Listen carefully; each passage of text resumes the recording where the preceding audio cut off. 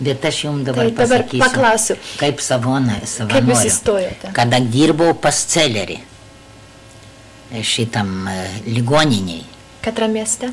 Šiauliuose, pradėjo grįžti visi pabėgėliai. Mane to jau vokiečiai siuntė, buvo karantinai kazarmuose, kareivinėse, kaip sakyti.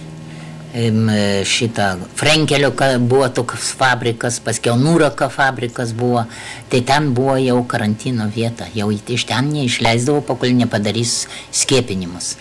Aš tai žiūriu, pasižiūrėjau, kad vokiečiai davė skiepus tuos žmonės, to jau susirga. Supranti, čia grįžta į skiepinį, temperatūra pakyla. Jėzus Marija, ką dabar man daryti? Tai ką aš tenai, daktaras buvo Padžiūnas tada, dar kas buvo, nebeatsimenu. Tai aš būdavo pripilvo, įstatau tą švirkštą, visą serumą per pilvo praleidžiu, reiškia.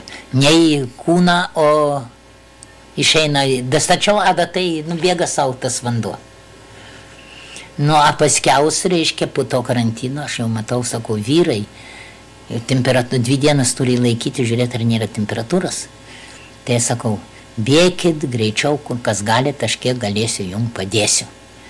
Eikit pėsti, kad pėsti nueisit, nereikės jums vežti, tai bus viskas tvarkoj. Taip įklausė, taip po vieną išnyka į tą karantinas, taip ir pražuoja, nebebuvo jau tų pabėgėlių. Bet daug buvo, kurie susirgdavo, ypač lenkai.